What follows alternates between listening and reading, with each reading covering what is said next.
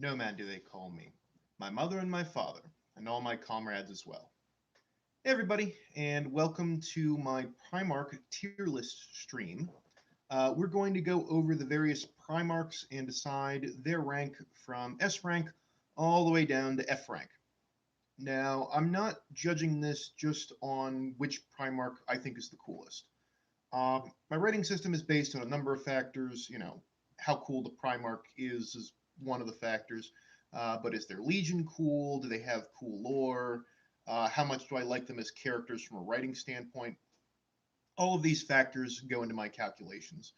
And most people probably put Lorgar at the bottom of the list as a bad Primarch.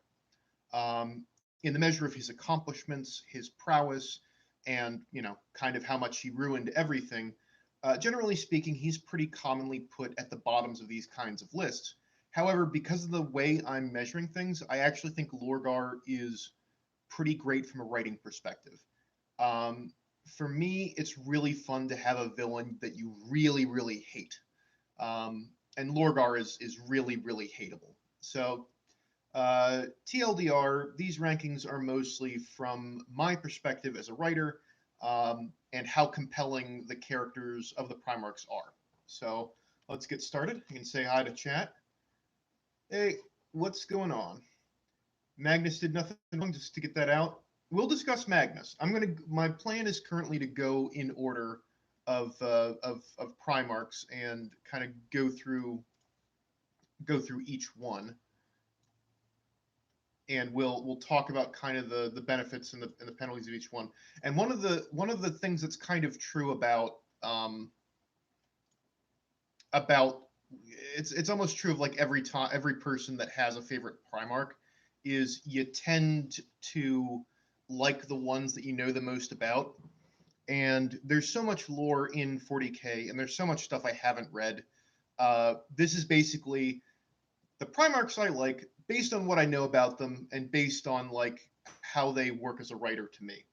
So I'm gonna say what my opinions are, and we will kind of go from there. We're gonna go in order of the Primarchs. So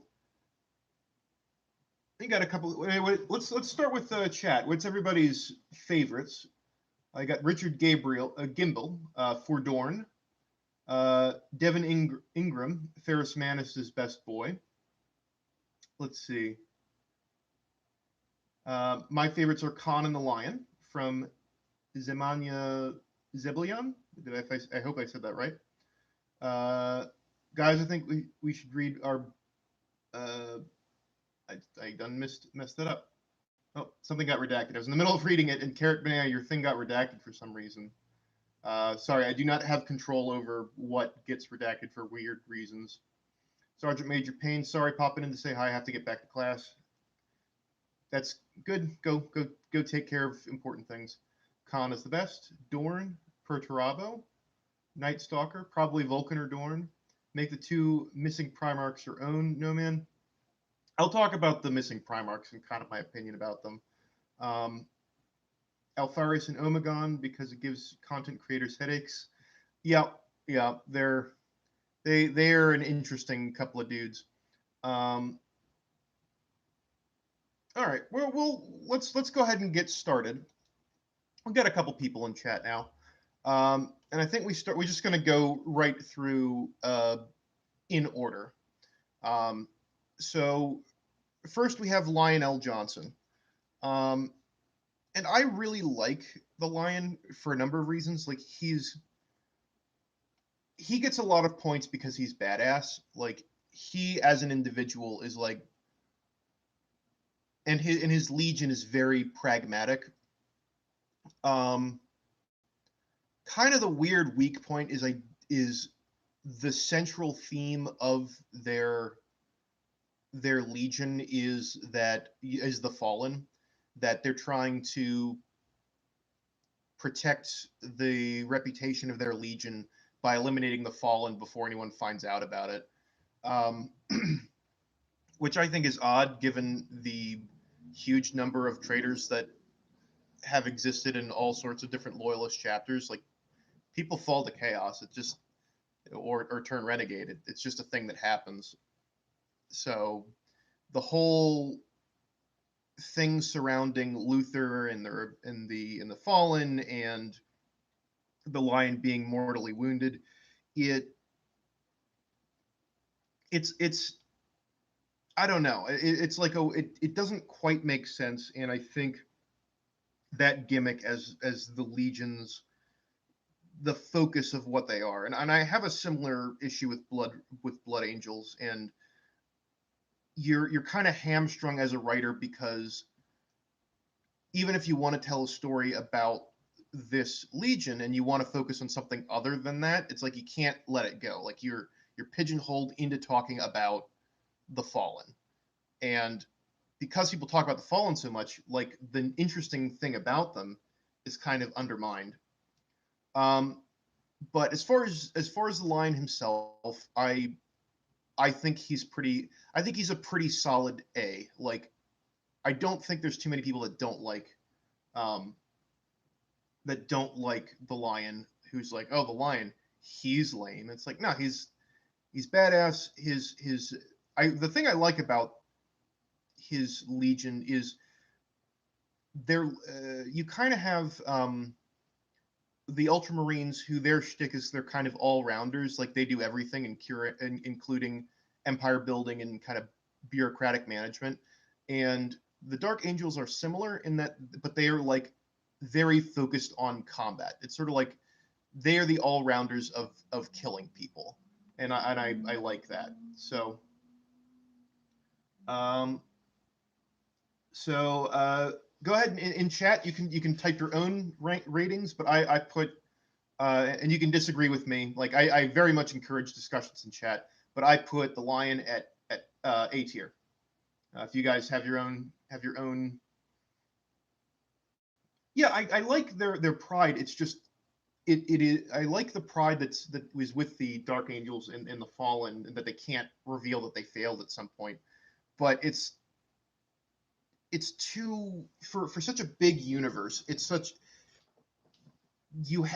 that you have to always constantly deal with it, and it's a little, I don't know, it's like weirdly distracting.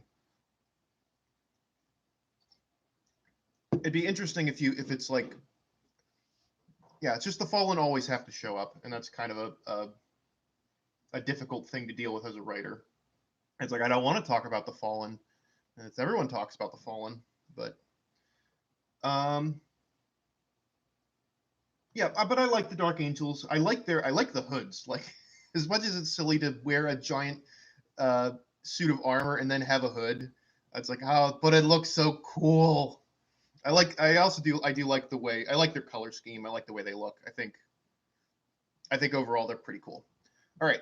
So people mentioned already the unknown Primarchs, and number 2 and 11 are the unknown Primarchs. And I am going to talk about them because they are a storytelling tool. They are I'm gonna focus on the good things first, and then I'm gonna kind of talk about why they're kind of dumb.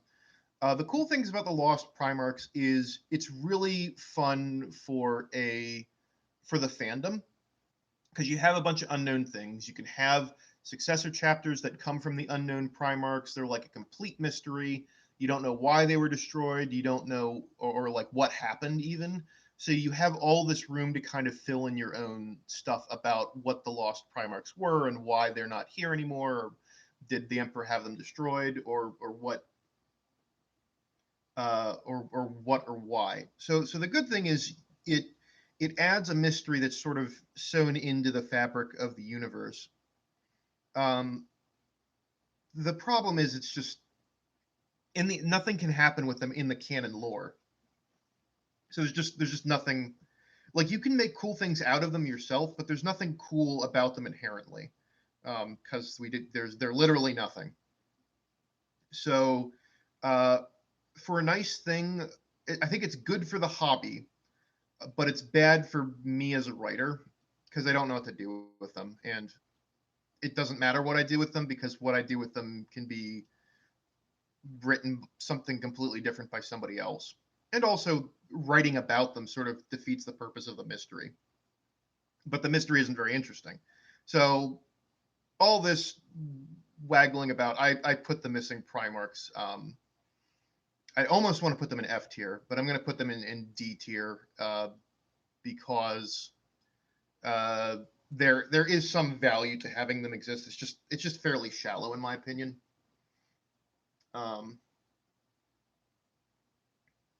So that's I'm covering both of the missing Primarchs because I also don't know why there's two of them. It's a little. I just wanted to get to 20, a nice round number. They had to have two more. All right, moving on to number 3. We have Fulgrim, and Fulgrim is. I think Fulgrim's fairly divisive. I think there are a lot of people that hate Fulgrim, and I think Fulgrim's interesting to me for a couple of reasons. I think he's interesting because he was one of the Primarchs, the Emperor, at least from some of the recent lore, that the Emperor was banking on him being a loyalist, and he was planning on other. There's basically some call that the Emperor is trying to get was treating all of the traitor Primarchs like garbage so that he could get the ones he wanted on his side. Because of destiny, they were going to betray him at some point. But so Fulgrim he thought he was loyal, and I thought that Fulgrim's pursuit of perfection is really interesting, and like that he kind of has this hubris of pride. I also really liked that he was friends with Ferrus Manus, like that their friendship, and then the horrible trauma of that kind of produced the Iron Hands kind of morality of they have now concluded that the flesh is weak and being flesh is terrible because of Fulgrim. The big there's so I would be tempted if Fulgrim fell because of pride and because of these character reasons. I'd put him in A tier alongside Lionel Johnson, but I drop him to B tier. There's a lot of cool stuff, and I also like his design, both pre-heresy and once he becomes a demon prince. I think he has a good design. I drop him to B because he turns evil because he's stabbed with a sword, or he's given the sword. That's right. He's given the blade of Lair, the silver blade of Lair, and then that makes him go evil. So it's like, oh, I guess his decisions and his flaws don't really matter. So I put. It's just that it's his turn is so frustrating because the building blocks are there for him to have a real corruption, and he's corrupted by a MacGuffin, which is kind of lame. The sword just accelerated his fall, but he's already. But it's still like it's like a lame. You didn't need the MacGuffin. You didn't need the MacGuffin. Have him fall as per usual. Like you didn't. The MacGuffin cheapens the actions of the character, even if it just sped up his fall, like he was going to fall anyway. I prefer a fall to be a choice, and it's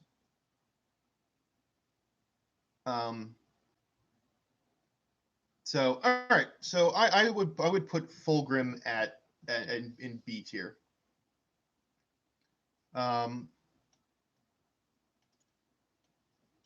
And all right. So all right. So this one is probably I mean, most of the traitor legionnaires are fairly controversial because next we have Perturabo of the Iron Warriors, and Perturabo to me, kind of comes across as he's. I mean, it's his character is that he's like really he's extremely petty. Um, that he was snubbed in favor of Dorn, and in some ways, I think he's way more interesting than most of the guys who fell, because the demon stuff never really appealed to him. He was just incredibly resentful, and had a very human motivation to do things. Uh, but because his gripes are not like uh, he comes across as the criticisms of Perturabo is he's a whiny man baby, um, and I think that's a harsh reading of Perturabo as a character. Um, he also gets a lot of cred because uh, his legion is really interesting. Um, like I like the rivalry with the fists, but like they're kind of Machiavellian setup, that it's it, that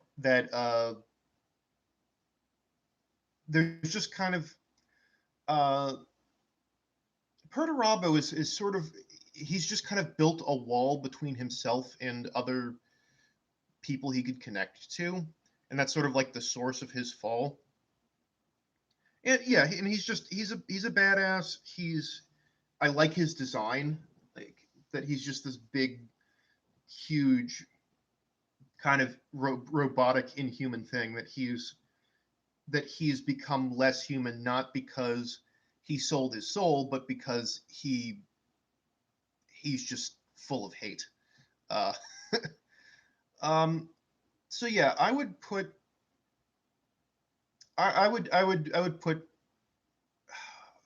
go Perturabo into A tier. Perturabo's pretty good. Um, yeah, that is one of the things that he does. Somebody mentioned, Simon Murray said he feels too similar to Ferrus Manus, and that's intentional. It's weird though, because it's like you have the Iron Warriors, and then you put them up against the Imperial Fists, but they're also the same as they're kind of similar um, the uh, to the Iron Hands, but they like don't have any character reasons that are played out because of their similarities. There's some opportunity, like they're like too similar, and it doesn't have a nice payoff for how similar they are. So I'd put Perturabo at A tier.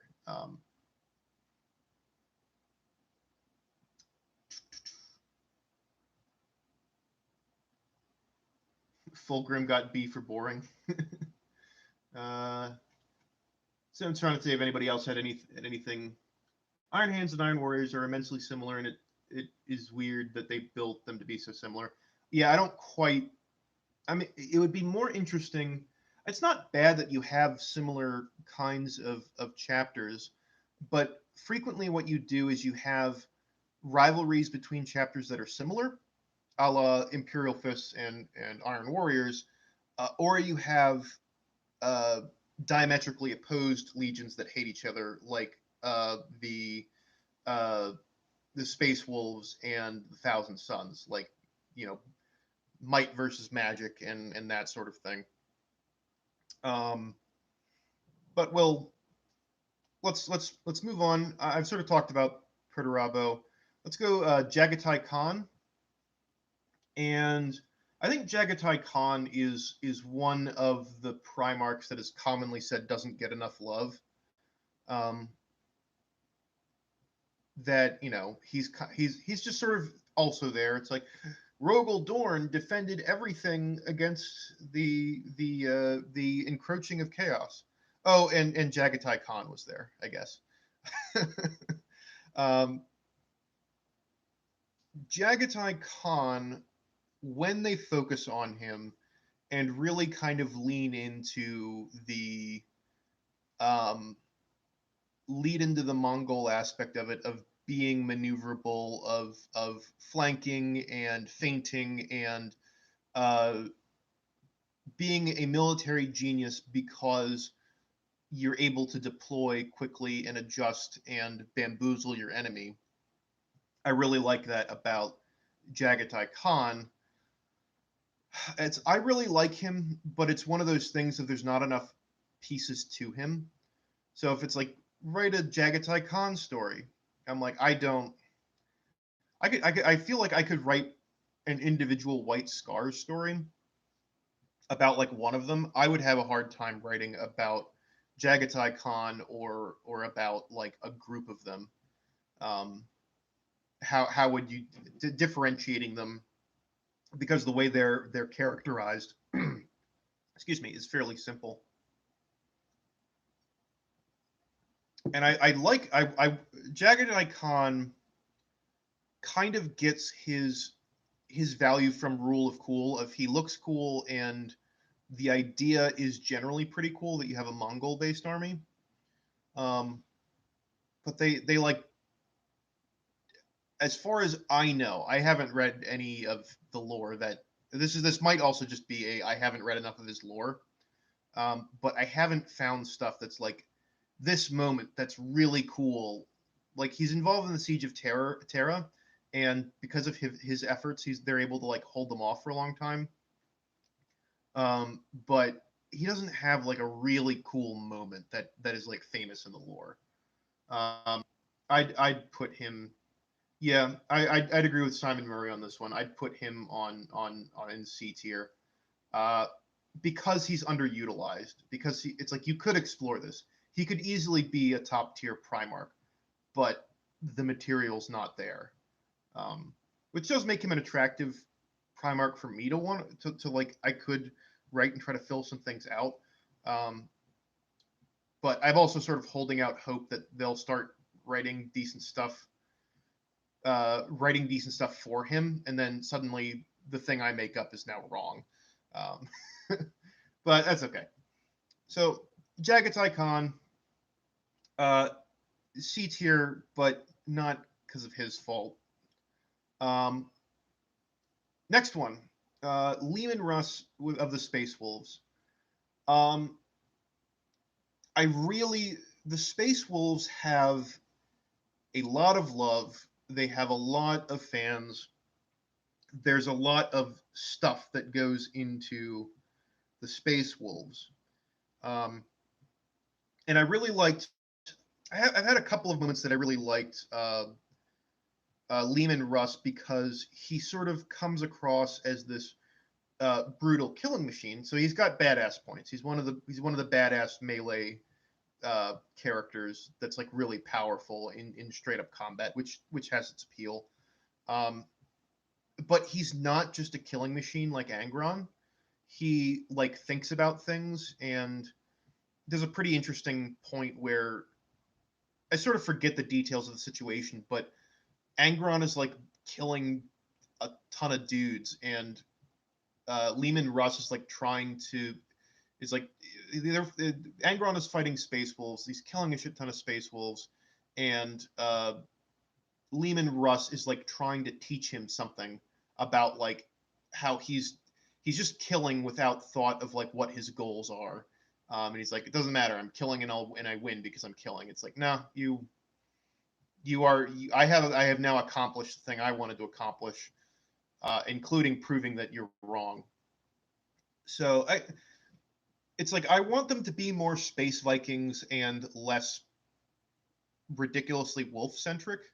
I don't mind the wolves. You can have like the giant wolves they ride. You can do that sort of thing, but I would rather have it's sort of like Jagatai Khan, in that I want them to focus more on Viking stuff and not Wolferton stuff. Um, Again, wolves are fine. Wolves were an important part of Viking culture, um, but it's like too much. It's sort of like it's the problem of the one note. A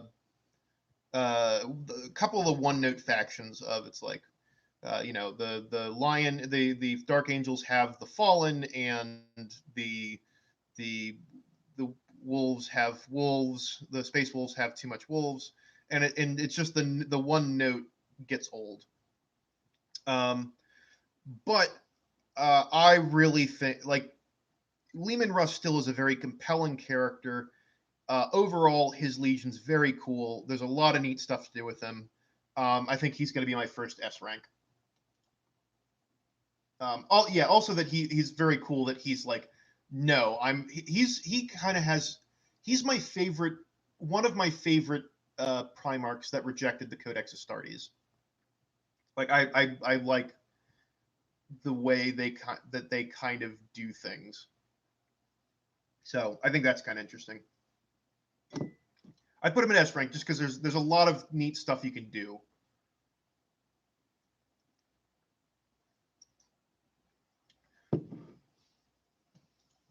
Um, like I said, there's from my big perspective is from a writing perspective. And if I wanted to go Space Wolves, I feel like I could write just a ton of stuff. But I'd have to read like all of their lore to understand how they do stuff. All right.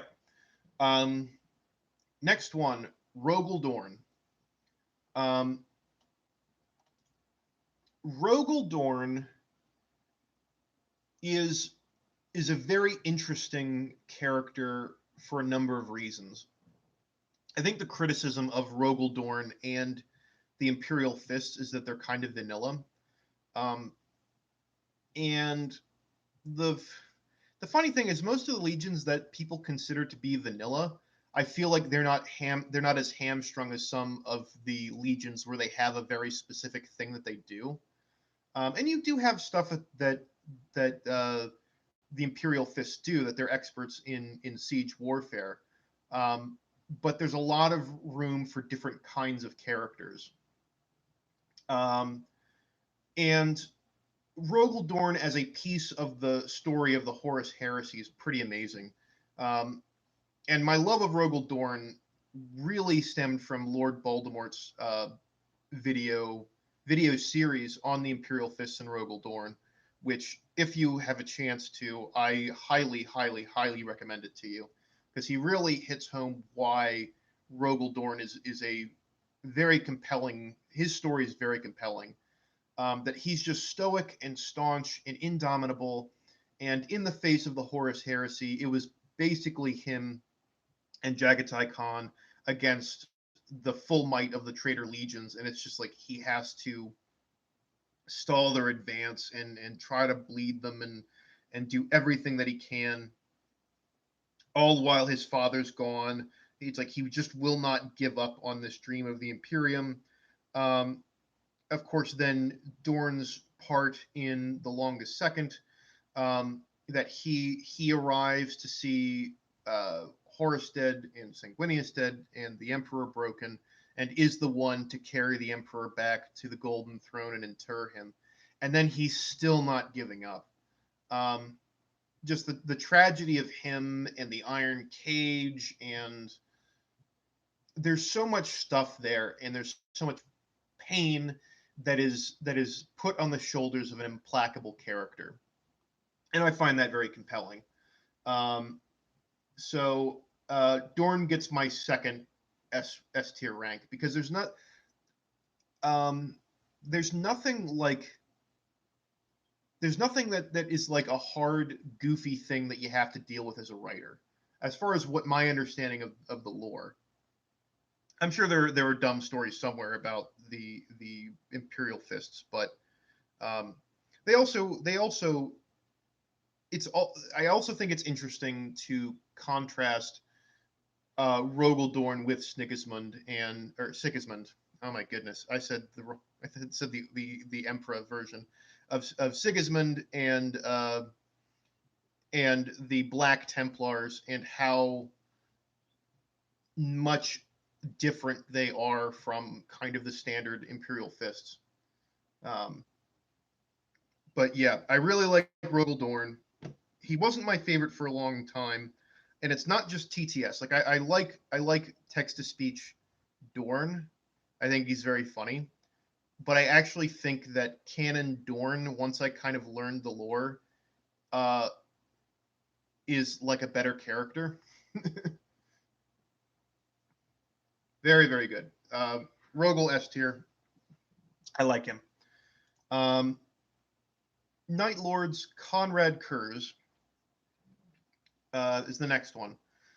Konrad Curze is pretty interesting. I really like the Night Lords as villains because I like the dread that they really evoke. That they are these.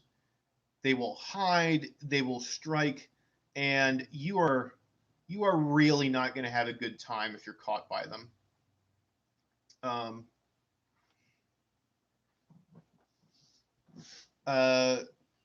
Yeah, I would say that the Night Lords as a chapter are great. They're really good villains.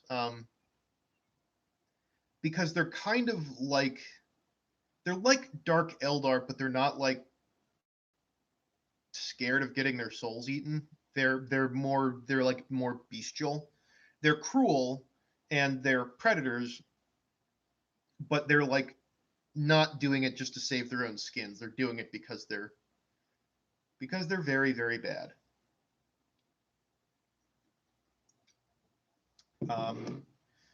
And Konrad Curze as a Primarch himself was pretty interesting. That he was this. People have said that Konrad Curze is Batman, and he kind of is. He uses fear and his sneaky abilities to bring down the unrighteous. And I did think it was kind of interesting that that he's able to see the future, or at least parts of it. I think as things that are like that, things that involve seeing the future and prophecy and that kind of thing, and destiny can be interesting and it can be handled kind of goofy. And I'm a little mixed about how they handled Konrad Curze, but I thought that was interesting that you had a Primarch that fell to chaos that remained a torn and tormented person. And I thought one of the best things they decided to do with his character when he was killed was to basically he allowed himself to get killed because of the terrible things that were coming. So I thought he in some ways he could have just been a fairly generic chaos Primarch, but they end up doing something pretty cool with him. So I'd put him. But again, it might just be I don't know that much about him. But I'd put him at B tier. Um,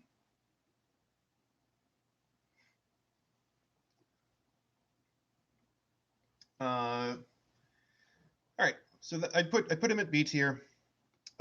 Next is your boy. This is probably fan favorite. This might be fan favorite numero uno, because number 9 is good old Sanguinius, Angel Boy. Um, from a design perspective, uh, like what's more iconic than Sanguinius? Like the angel look, that he is the angel. He embodies kind of all of the hope. Sanguinius in a lot of ways embodies the best parts of 40K in that in him you see the misery and despair through the black rage and the red thirst, which yeah, and the and his mutation, but even through that, there's this nobility and this hope that dwells in him. It's like hope in the face of hopelessness. Um, and that's really compelling. And it's also very compelling that the Emperor, Mr. Machiavellian, doesn't care about anyone, uh, ended up deciding that and actually loved Sanguinius. Hold on, I'm gonna go stop my dog. He can't be barking like this. I'll be right back. Hey, shush. No. Hey, leave it.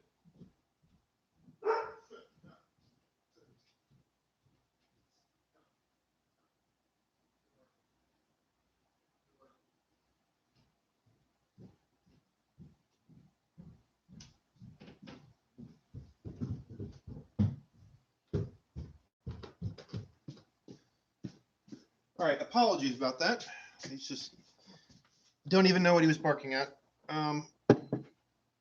But getting back to Sanguinius, he is he's kind of iconic in the setting for a lot of different reasons. As far as his successor chapters, I think they fall a little bit to the Blood Angels and all their successor chapters. I think they fall a little bit into the trap of they have a thing and you have to focus on that thing, which is the Red Thirst and the Black Rage. It's like you gotta have it happen, and it's one of those things. It's like, but if that's not what I want my story to be about, I still have to like do something about that. And that was one of somebody mentioned that as a criticism in my Og story, because I didn't really have the Lamenters deal with the Red Thirst or the Black Rage. So that it's like, but I don't want to. That's not. I wanted to deal with the Lamenters being the bad luck Brian of the 40K, the 41st millennium or 42nd millennium, I guess now. And I didn't really want to deal with the Red Thirst or the Black Rage, especially against Tyranids, where they don't have blood, and being mad at them doesn't make sense because they're clearly not Horus. So Sanguinius is kind of but as far as ultimately rating Sanguinius, he's such a dramatic part of the setting. I think that gets him. I think that gets him S tier. So S tier for Sanguinius. I'm sure that's the most controversial one that I'll do today.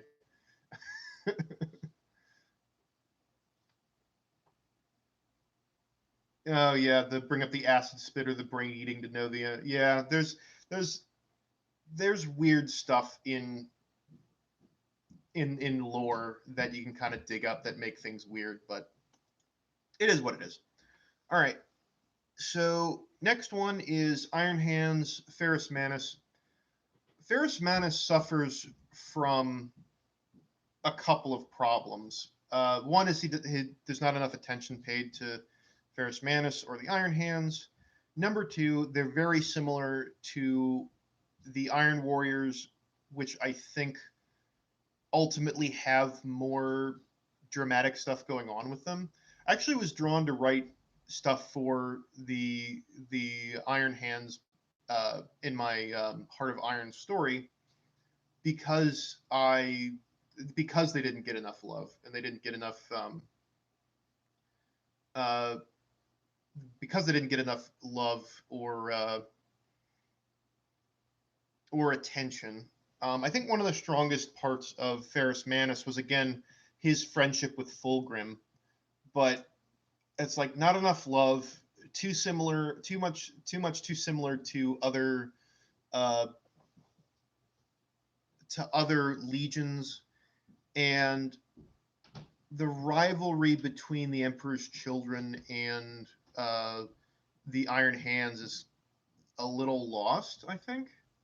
I don't remember too many stories about that, though. Again, I bet they exist. I just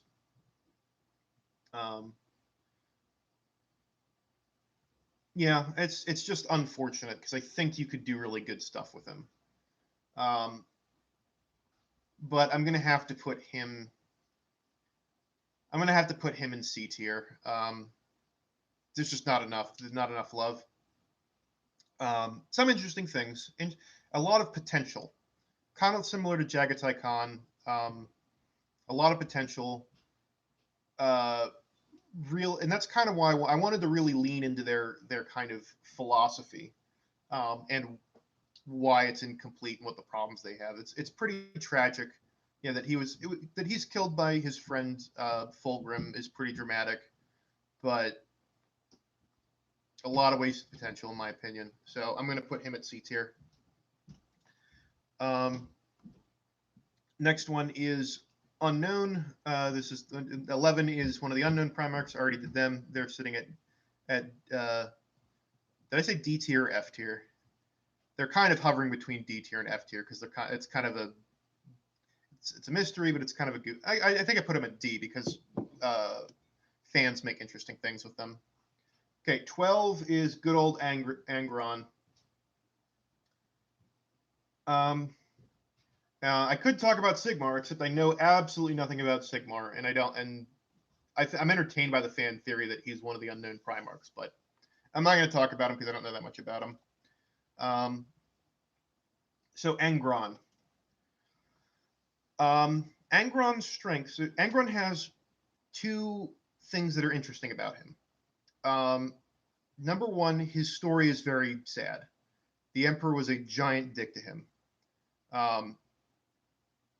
And I think pre-heresy, the stuff with Karn is very interesting.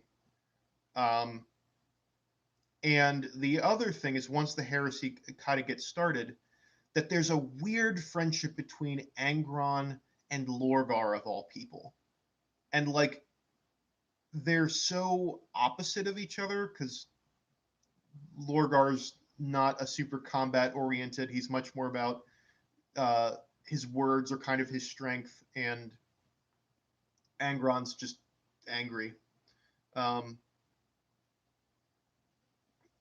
But the problem is Angron. There's once Angron falls, and once his legion gets in the state that it's in, they're all boring. Boring. I'm angry. Blood for the blood gods, skulls for the skull throne. Rah! Kill. And that's it. That's all it is. It's just, well, now he kills. So anything else? Well, he's really angry. Anything else? Well, he's really angry and he kills.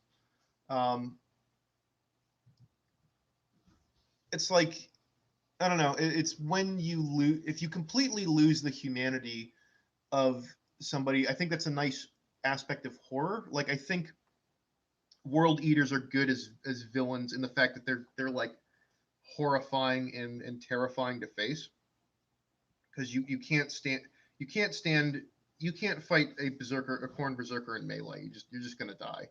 And that they're just so overwhelmed and inhumanly, bestially full of hate. I know people like Angron because, that's kind of the same reason I like orcs. It's like orcs solve their problems by punching them, and I can appreciate that. And Angron's design is pretty good, but when it's like, hey, you want to write an Angron story? It's like I wouldn't want to write an Angron story unless he's talking to Lorgar, unless it's an Angron and Lorgar story, because he can't carry things on his own. He's not a complicated enough character to carry stuff on his own. So I'm gonna put Angron at D tier. He might be my least favorite Primarch. He's boring. He's so boring. It's just and again, nothing against his design, nothing against like really having a lot of fun with a bunch of crazed maniacs chopping people to pieces with chain axes. If that's your thing and you like that, that's cool. But this is my perspective as a writer, and like analyzing him as a character. He's just not very interesting. All right, next we got Big Blue. We got Roboute Guilliman. Guilliman, however you pronounce his name. And Guilliman, man, the Ultramarines are so all over the place, because there's so much bad stuff that features them, that they're just the Emperor's finest, that they're the thing. But I really like, I love Roboute Guilliman coming back so much, that the way they handled it, in most of the ways that they handled it, I like it so much that this ancient relic from thousands of years ago, this demigod, the son of the Emperor himself, now facing what the Imperium has become. In a similar way of why like Dorn is really compelling. Um, why Dorn is very compelling is the same reason why I find Guilliman very compelling. Is his chapter is not hamstrung with having to have the thing that it like.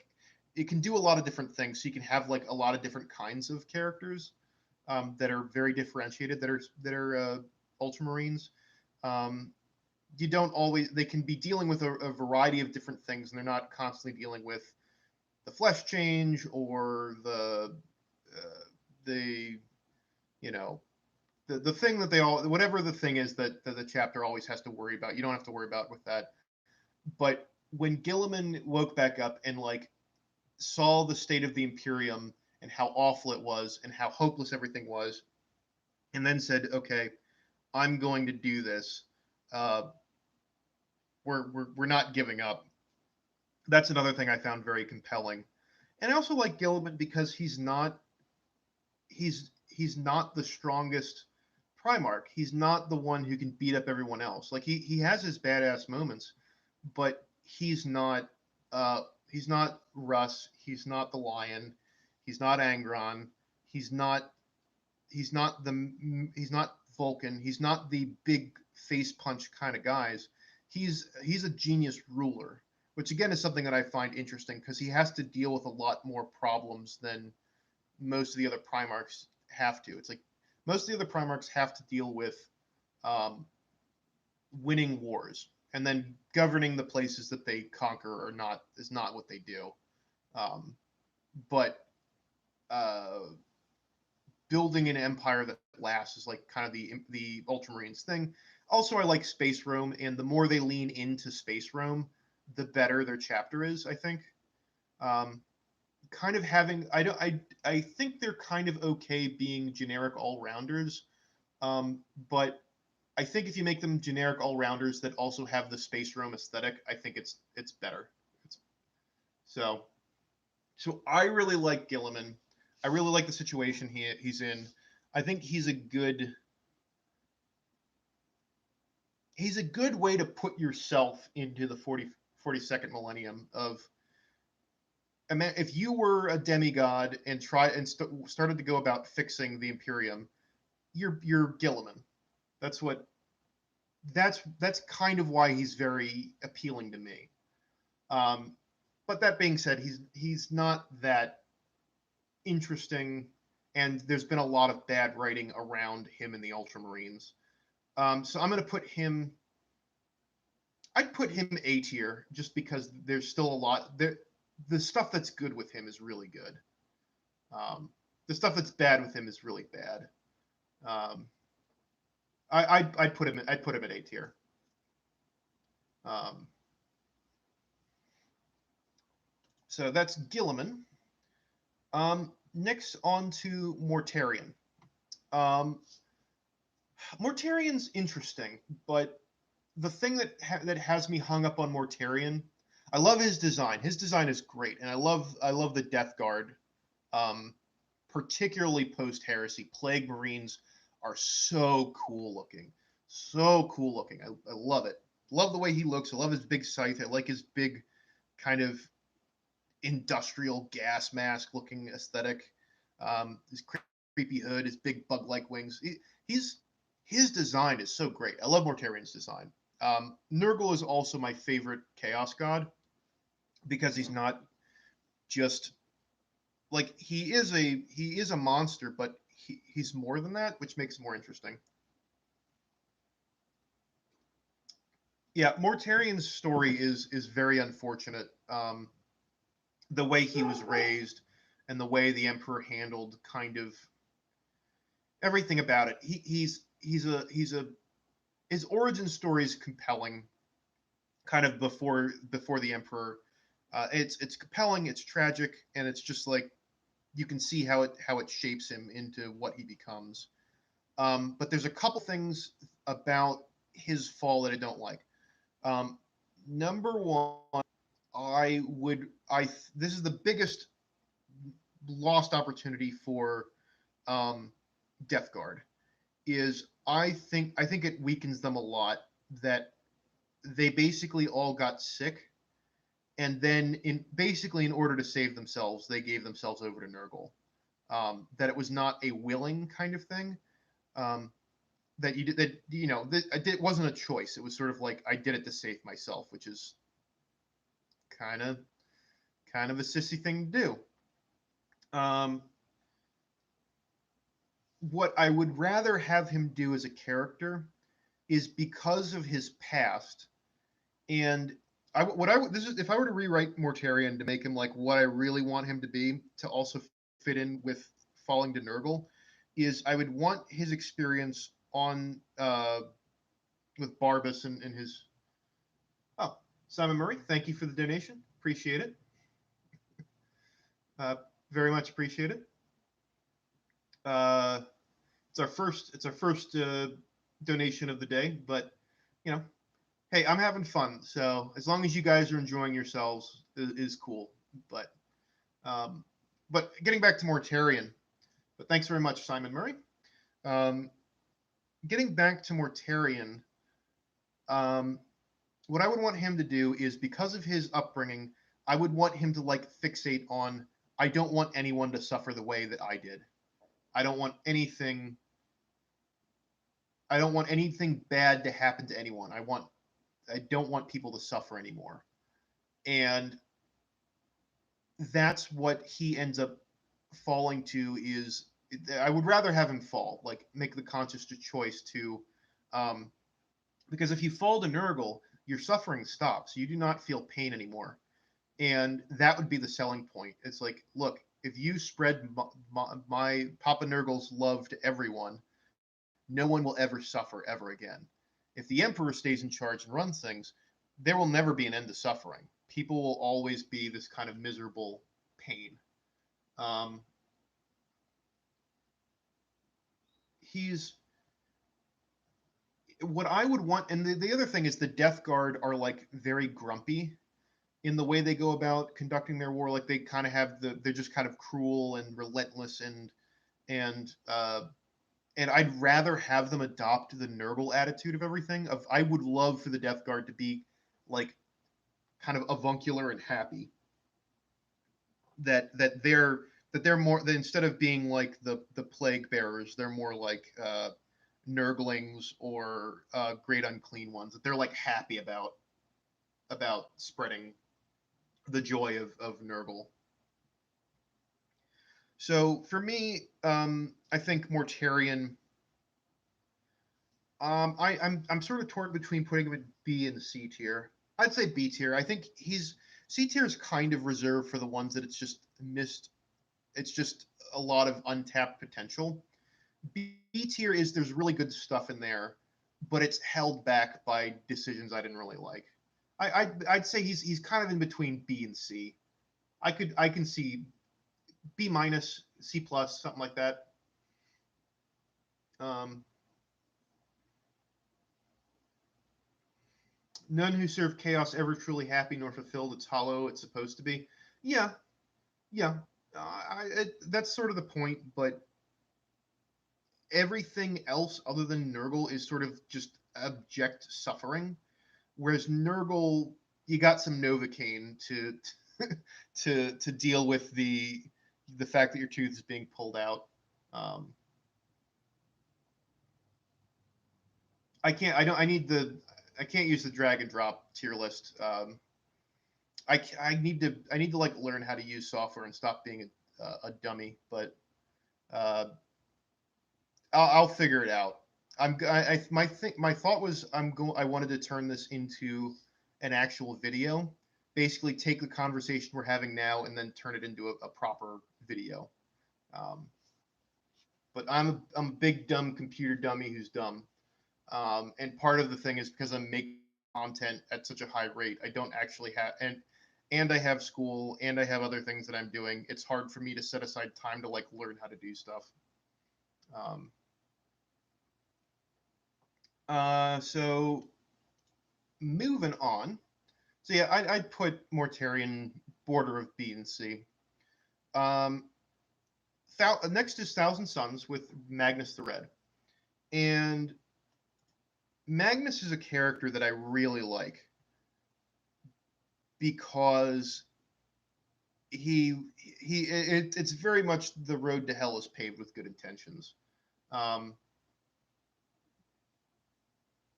uh, he's very interesting. The Emperor is a dick to him. Um, doesn't explain what the warp is. Doesn't explain what the dangers are.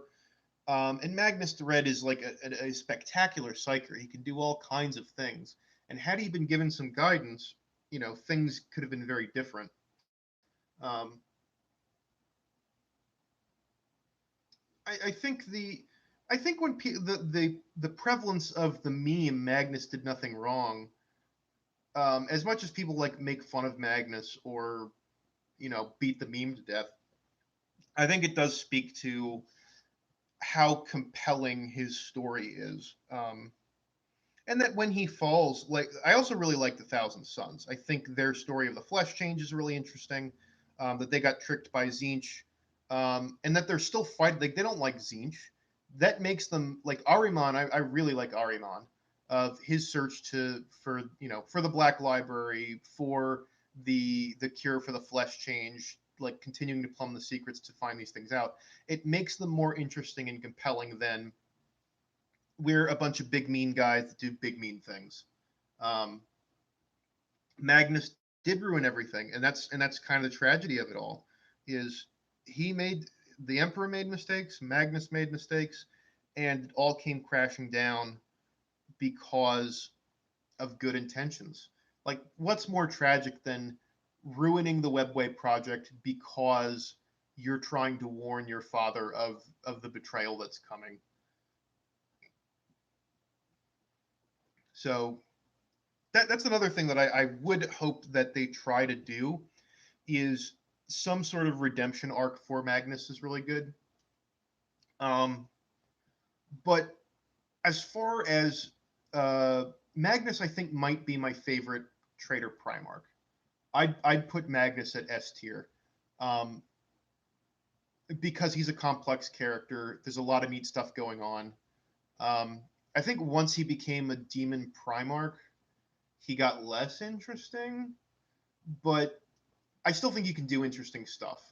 Um, yeah, it's a tragedy, and who doesn't like a good tragedy? That's kind of all of my S tiers are kind of built around the big tragedy. Or Guilliman was an A tier, but like a bunch of the S tiers that I have are like the big tragedies, the things that really make me kind of sad about the setting.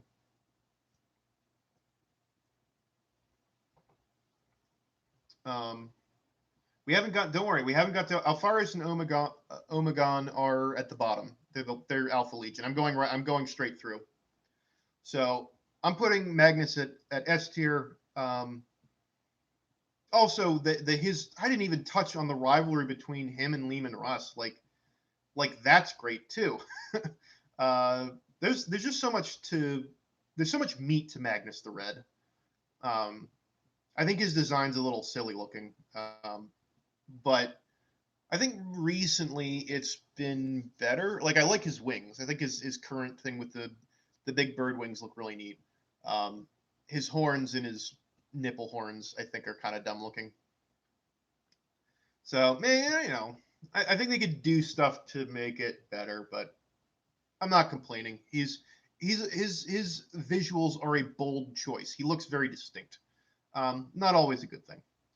All right, now we're on to Sons of Horus slash the Black Legion slash the Luna Wolves. Good old Horus, the center of everything. Um, I don't like Horus that much. I think he's kind of boring. Um, Horus's problem is he is like the central MacGuffin to everything. Um, and his character, uh, he's just not that interesting. Uh, he's he's really important, and the Horus Heresy is really important. But it's again, Horus. I know Simon Murray said that when Erebus and Lorgar mucked with Horus and kind of made him fall, that just accelerated the fall, and he was already starting to slip. But it's like, but that cheapens it so much. You don't, if he's gonna fall, if he's actually gonna fall, go through the fall. You don't need to rush tragedy. uh, like that's one of the things that is so compelling about tragedies is when you watch a tragedy, you know what's going to happen. But as the main characters, as the tragic heroes are making decisions, you're like, oh, please just like learn from your mistake. Don't make the same mistake. Come on, Hamlet, don't come on, Hamlet, kill your uncle way earlier. Don't wait until everyone's poisoning each other. Um, so that's my big problem with Horus is like he's so central, everything circles around him, and he's not a very compelling character. It's like who is Horus? Horus is the best. And he's sort of like bargain basement motivations for breaking away that other Primarchs do better. It's like he's resentful of the Emperor because he doesn't get the credit he deserves. And it's like the Emperor offered to let you rename your chapter, your legion, the Children of Horus. He made you War Master. You've gotten a claim. The Emperor said you're the best. Why do you resent the Emperor? And there are probably stories where he has reason to resent the Emperor, but it's he's a mushy character that isn't strongly defined either in paralleling the Emperor or in contrast to the Emperor. And so much of the way he's described is as a meat puppet of chaos, which is horrifying, but it's not very interesting. He does have a very good design. I like the big glowy, that he kind of has this big scary glowy anti-halo around his head. Like I like that. Um,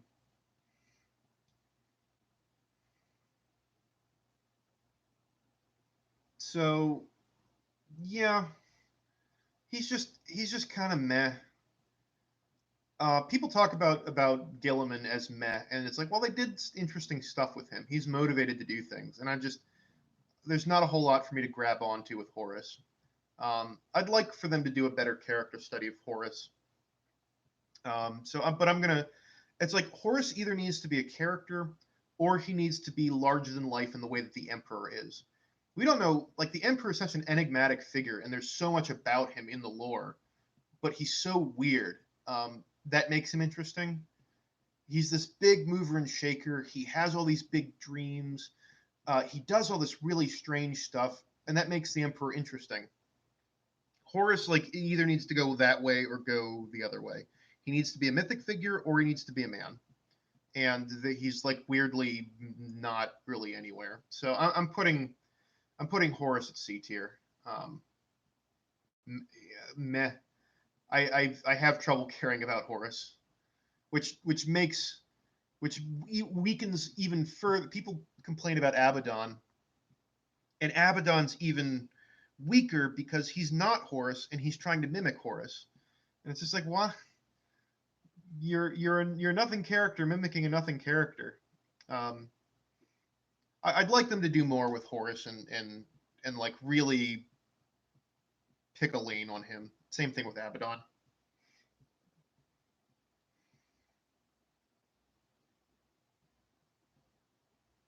Yeah, the Emperor is interesting because he's weird. Yeah, I'd say Abaddon is more interesting than Horus. He has a bit more going on, but I'm not here to talk about Abaddon. Good old Abby. All right, so I got a super chat. Steve Stevenson's Generic Industries Incorporated. Do you count Slime Arbo as a Primarch? Uh, I'm pretty sure Slime Arbo made the Emperor. Like, isn't that what happened? The Emperor was Slime Arbo's idea. Thanks a lot, Steve Stevenson's Generic Industries Incorporated. Much appreciated. Thank you very much for the donation.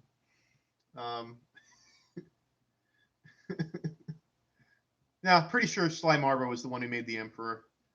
All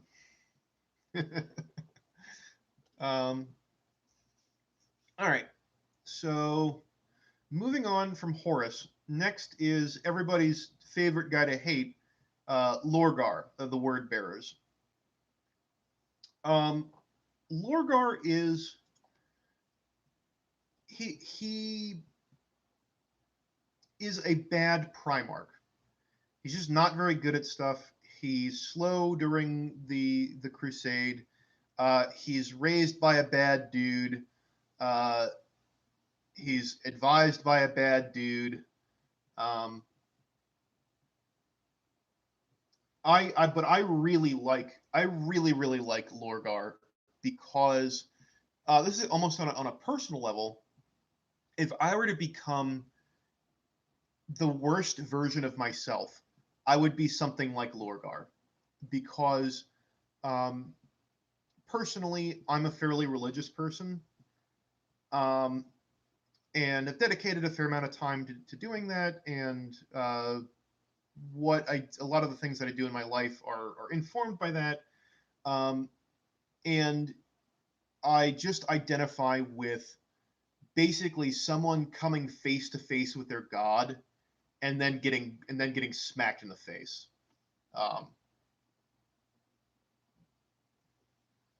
Excuse me. So that Lorgar's very active and willing fall to chaos, as much as Erebus was whispering things in his ears and caused a bunch of bad things to happen. Lorgar still willingly turned to chaos because ultimately he cannot. His interesting psychological thing is he can't. He like has an inability to accept responsibility for his own actions. Like, the reason he wants there to be a god or gods to tell him to do things, to tell him, like, he needs somebody that's stronger, that's more powerful than him, that's above him. That he needed a guide. He needed a god. And part of that is he's like, he can't make decisions on his own. It's like, as long as it can be put at the feet of a greater being than he, that's like what he really, really wanted. Also, I think it's interesting that he wrote the Lectitio de Divinitatos, which ended up becoming the basis for the imperial cult, the worship of the emperor. I thought Monarchia, the burning of Monarchia, was very dramatic. Also, Guilliman got to do it, which is fun. The forcing him to kneel in front of the emperor, and just destroying this jewel of everything he believed in. That Lorgar fell and became a horrible, nasty, manipulative POS because he just couldn't accept the reality the way it was. And I also like I like a monologuing villain, and Lorgar and the Word Bearers are great monologuing villains. I like nice villain speeches. I like philosophy. I like religion, and to have a character who is who kind of embodies that is a lot of fun for me. I think the Word Bearers are a lot of they're fun villainy. They're fun to hate. I'll put it up to you, Chet. You've heard my reasons for Lorgar, and I'm debating putting him in A tier or S tier because he's like Joffrey levels of you love to hate him while having more of a human. So we got one for S. What do you think for Lorgar? I'm tempted to go S tier.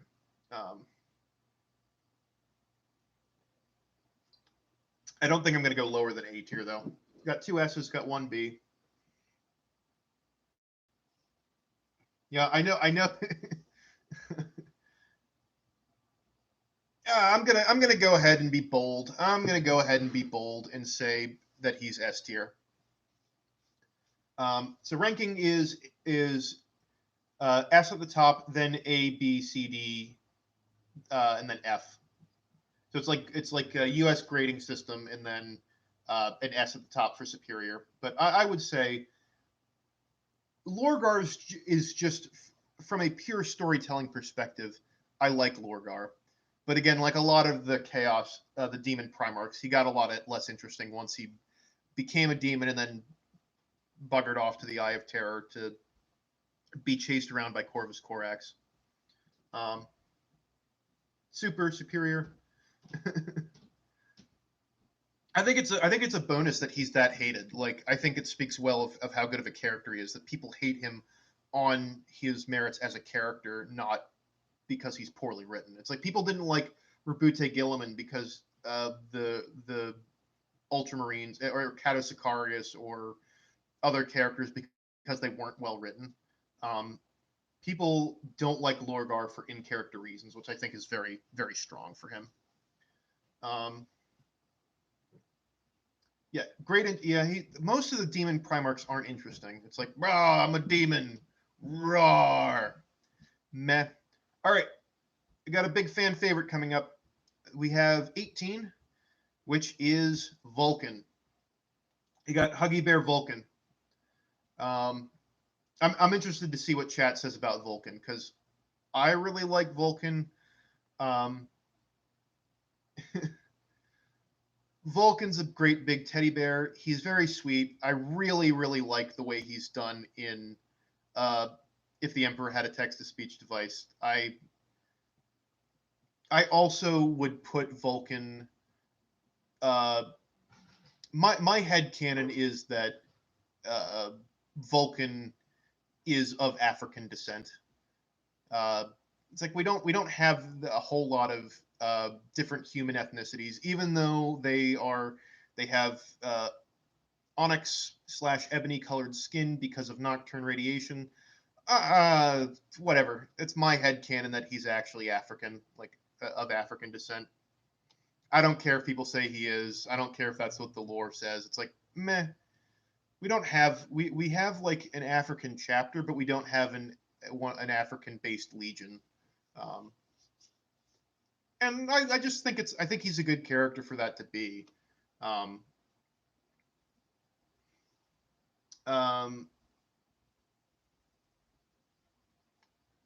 I really the limitation of Vulcan is that he kind of falls into a one note thing. I think they're kind of interesting. I think that they're interesting that their focus is on protecting the civilians.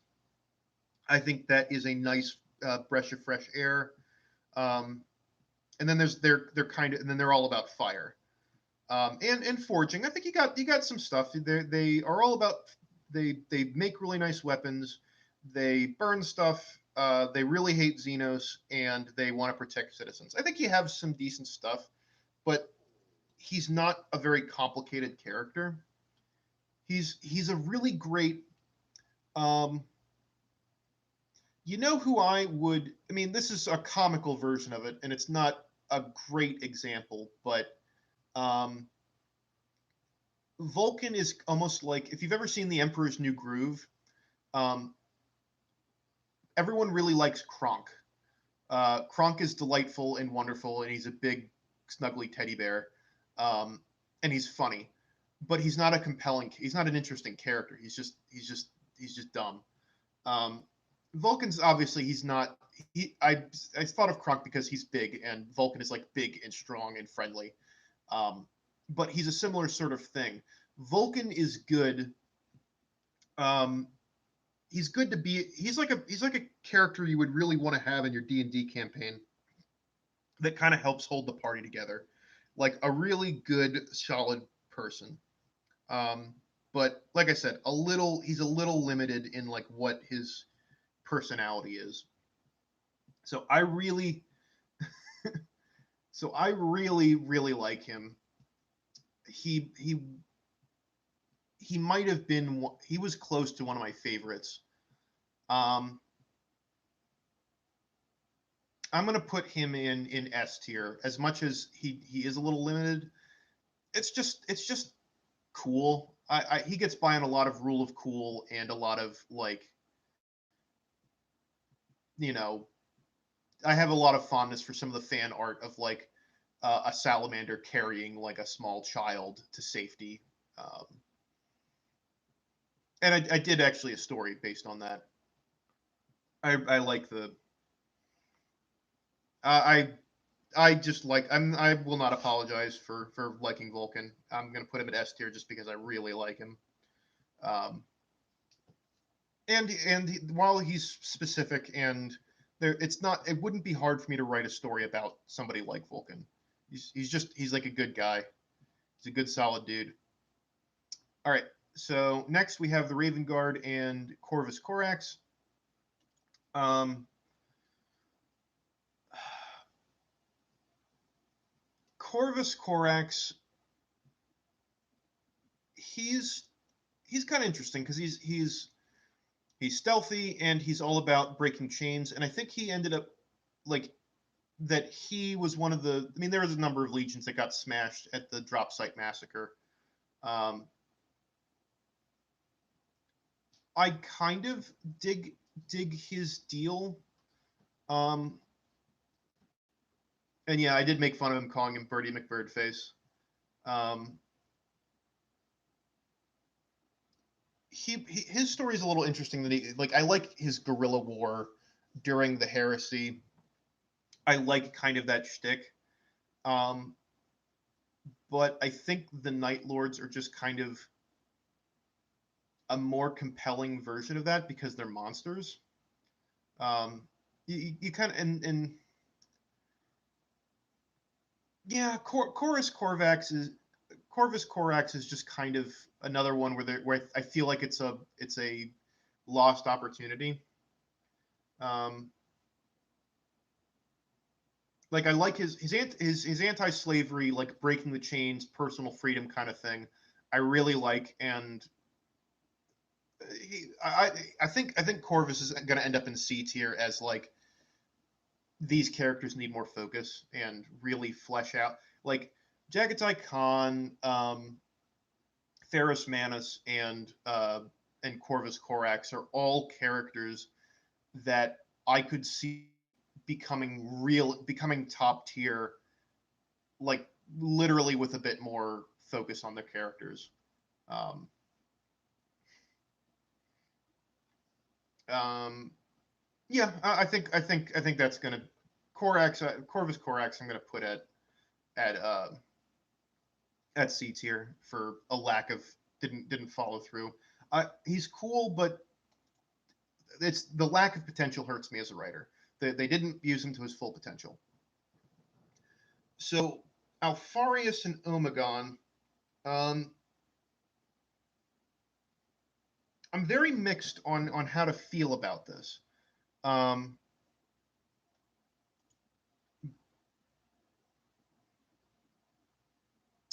the we just so new to the stream, current rank thingy. I just did what I'll do at the end is I'm gonna do a review of all of the ones that I did. But we just did Corvus Corax, and I put him at C tier. We're now going on to Alpharius Omegon. Um, uh, the twin Alpharius and Omegon. I like the story potential of Alpha Legion because you can like I kind of think it's fun to have like an Illuminati, level crazy nonsense. It's part of the reason why I like the why I think Zinch is interesting in the Thousand Sons is like everything's plots upon plots upon plots. And the problem is that they're really Alpharius and Omegon are good as story elements, but they're not good as characters because the appeal of them and how they're used is that they're mysterious and enigmatic. And the problem is when literally the only thing that your legion is mysterious and enigmatic. It's just you don't have stuff that you don't have anything really to grab onto. Kendrick, that's a pretty good way of putting it down. It's an onion that's nothing but onion skin. Yeah, you keep trying to get down to the good stuff, and it's there because there's nothing there, and there can't be anything there because their whole shtick is that their plans are unfathomable, and you don't really know who they are, like what they're the heads of the Hydra. You cut one down, and you have them. So I think they're kind of an interesting concept and an interesting story element, um, because the risk that something is actually an Alpha Legion plot. Um, uh, I think they're pretty weak. I don't think there's a lot. I think I think Alpha Legion has a lot of potential for interesting people. Like I think you could have a really nice villain who's like this elaborate planner who's an Alpha Legionnaire. Um, and there's a lot of cool stuff you could do with that. But Alpharius and Omegon themselves, because they're so surrounded in mystery, because they're not very interesting characters, and because the lore around them and their legion is mysteriosity, I think they're going to end up in. Okay, let me do it for. Let me put it this way: they're going to get two separate ratings. Um, as characters, and for me as a writer, they get D tier. For the memes, they get A tier. They they're so much fun as far as like a meme. I am it is I Alpharius. I that we're all Alpharius is a lot of fun. That if you really lean into having fun with the mystery of the Legion is that they're mysterious is it can I can't hate Alpha Legion. I guess intellectually I'm going to uh, put them at D tier, but like the dumb part of my brain that has fun with how silly their concept is, I put them at A tier. So I think appropriately the twins get uh, A and D, I would say. All right, so I'm going to go ahead and go over the list so far for everybody who's late coming in. We're going to go through everything. Um, Lionel Johnson, badass Primarch, has a lot of cool stuff about his legion, but the Fallen is a horse that is beaten way too much. I don't think the Fallen are that interesting. So A tier. Um, Next is number 2. Did 2 and 11 together, the Unknown Primarchs. I put them at D tier. I mean, there's literally nothing to them. They are a mystery box that helps the universe, the galaxy feel bigger, but they're a pretty shallow box because there's not a whole lot of speculation to them. The only thing that keeps them out of F tier is that fans can do fun stuff with them and make neat custom chapters with their own neat backstory. So they're a mystery box that is never going to be opened by GW, but can be a fun place for fans to play in. Fulgrim, I put him at B tier. He's great design, a bunch of interesting character stuff, but he's weakened by the fact that he gets a magic sword that makes him turn evil. Um, Perturabo, I couldn't remember. Did I put? I think I put Perturabo at A tier, or did I do? Was he S tier? Because I really like. I couldn't remember. He's either A or S tier. Um, and because I like him that he's very human. He isn't selling out for power or for demon things. He actually doesn't really like demons.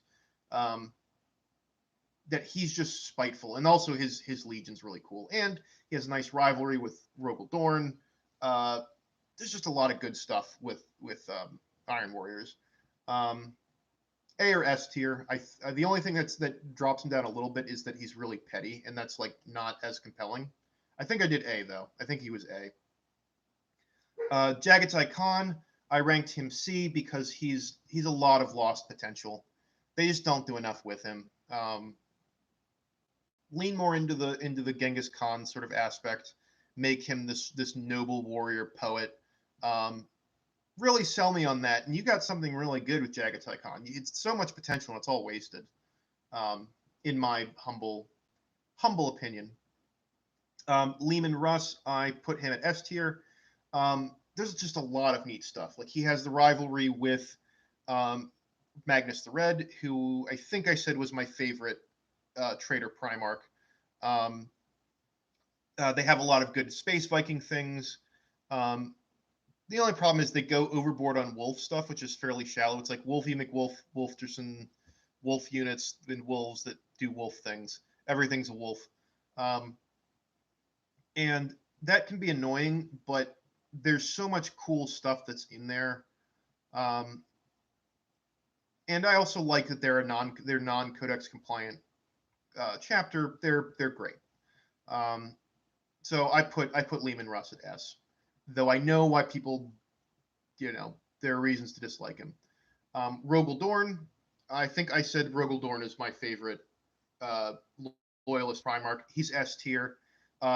His struggle during the Horus heresy, that he was kind of standing alone with Jagatai Khan against the darkness, that it was up to him to kind of slowly stem the bleeding and try to slow things down just to give people enough time to get back to help. Um, that he has this great rivalry with Perturabo, who's another great character. That his part in The Longest Second, that he was the one who carried the Emperor back and interred him in the Golden Throne, and that he's just a stoic, implacable guy. Um, Rogal Dorn S tier. Konrad Curze, um, kind of interesting, but lost not a whole lot. Like I think I put Konrad Curze B tier because I like his Legion. I think it was kind of interesting that he could see the future and allowed himself to be killed. Um, kind of interesting stuff going on, but like not enough. Not great. I put him at, my memory is he was B tier. Um, Sanguinius, it's Sanguinius. He is S tier. He's so iconic and important to the setting. And he has a bunch of interesting character stuff that he does. He's a paragon, so he's less of a character. In some ways, he's like a Superman kind of character, but that's not bad in the context of Warhammer. And he also embodies so much tragedy, so much nobility and heroism and tragedy and loss all in one. And his death is like the most dramatic thing ever to happen in the setting. So Sanguinius S tier. Ferrus Manus was another C tier because of a lack of, they don't utilize him enough. They don't. Um, they wasted his potential. Um, yeah, I would agree with the Space Wolves. Lean more into the Viking stuff. Honestly, any of the units lean more into the culture that they're basing this unit off of, um, and I think it makes them more interesting because real life stuff is more interesting. It's something we can identify with. Um, uh, Angron, Angron, I didn't like. He's not. He has a couple of interesting moments, but he's mostly me mad, me kill, me not think real hard, um, and not in like a fun way. Like if you're all about I want to kill things and want to punch things and I want to be the killiest, punchingest thing, and that's all I care about. Okay, Angron can be interesting on that level, but he's not a very interesting character. I put him at D tier. Roboute Guilliman, good old Big Blue, Bobby G. Um, Guilliman is I put him at A tier. He's another character that has a lot of interesting things to do and a lot of tragedy involved in his character, coming back to life in the middle of the crappiest time in the Imperium's history to try to put things back together. Um, that's kind of interesting. But there's also a lot of dumb stuff surrounding the Ultramarines that they still haven't freed themselves from the stink. But I still think that earns him an A tier. Mortarion. Um, Mortarion, I thought was really cool design, really cool idea. Um, a pretty good tragedy. I think I put him at B tier just because he also was his choice. His fall was he was coerced into it. Instead of because of his flaws, he succumbed uh, to Nurgle. It was because him and his men all got sick. So he kind of in a weird cowardly way uh, did it to save himself and his men. It's like maybe he did it because he cared about his men, but it's like an insincere fall, which isn't very. If you're coerced into falling, it's less tragic. So I put him at B tier. Magnus the Red was S tier. He's one of the more complicated, interesting characters, uh, which varies a little bit on how well he's written, but he has a lot of stuff going on. He is the embodiment of uh, the road to hell is paved with good intentions. He has a rivalry with Russ.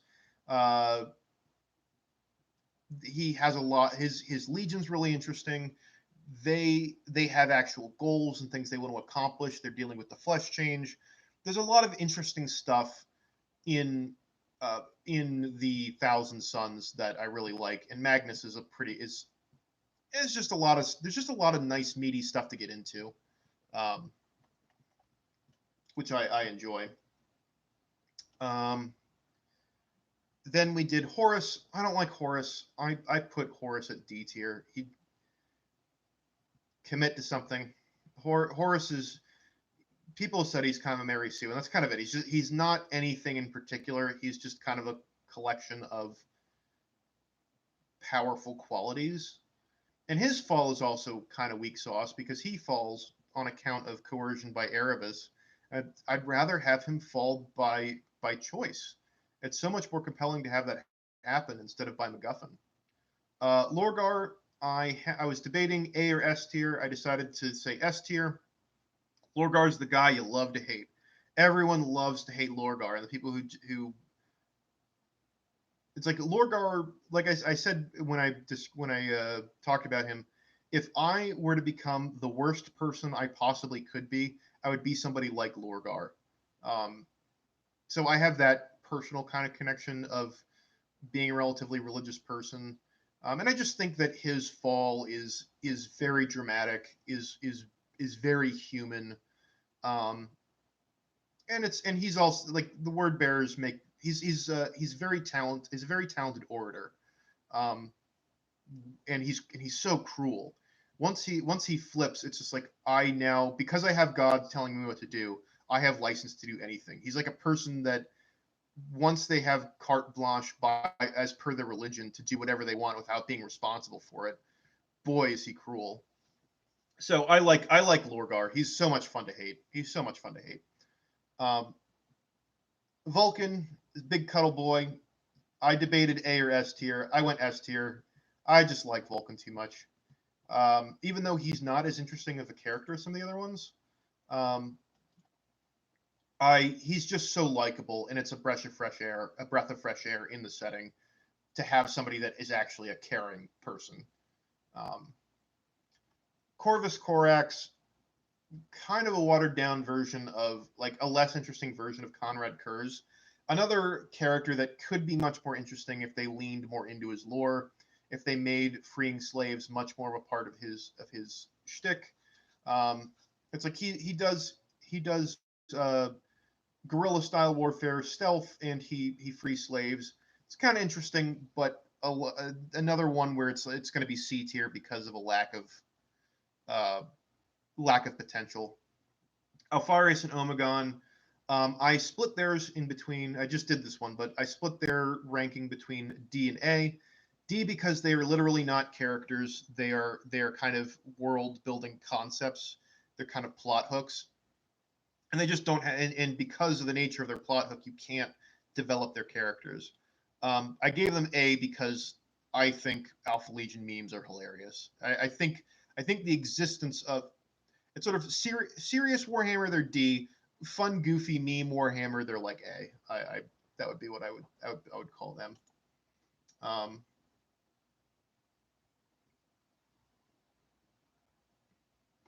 so that's my tier list. Again, a bunch of that's kind of my opinion based on what I've read so far. A lot of the Primarchs are hampered because I don't know as much about them. Um,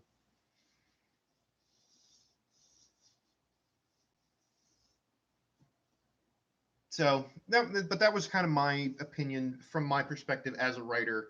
Um, who do I want to pick? If GW is like, here, write about one of these guys, I would want to write about one of the ones that doesn't that they don't. There's a lot of potential and they haven't been met.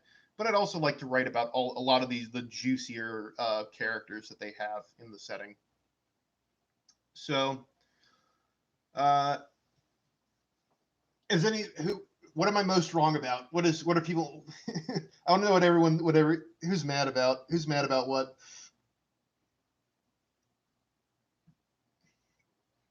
Corvus Corax is able to become a literal raven demon. Well, I'm sort of rule of cool is a little bit different than evaluating characters.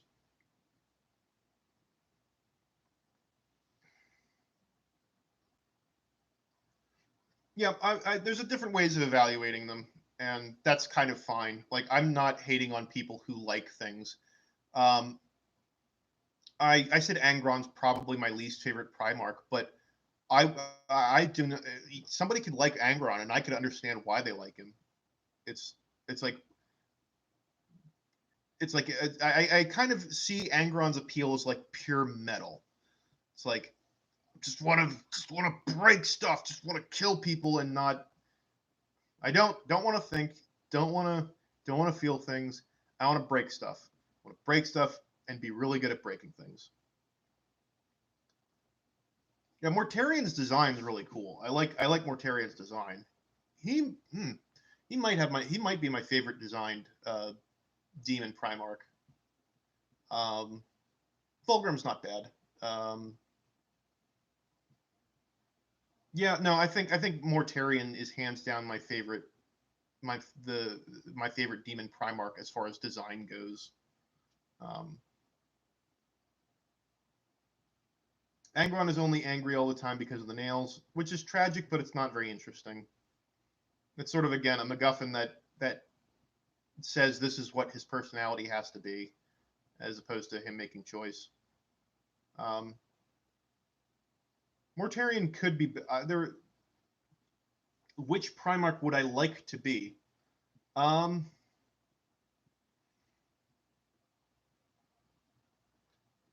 I would want. I mean, this was sort of what I said, but one of the reasons why Guilliman is interesting is because he's like an interesting self-insert.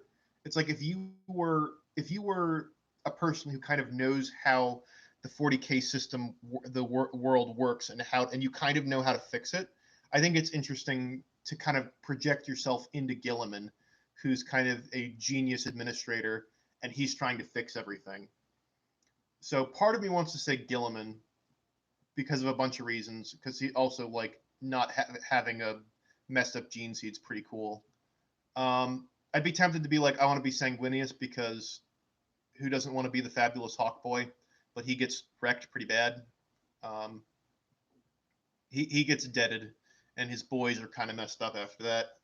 Um, not to mention the mutations and that they're dealing with. Um,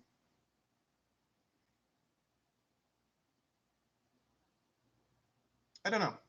I don't know. I think my not thinking about it very hard answer is Gilliman. But that's largely from a sense of self-preservation of like I think he's in the best position to do the most good at this point in the setting. I do hope they bring in more demon Primarchs and bring back more of the regular Primarchs who are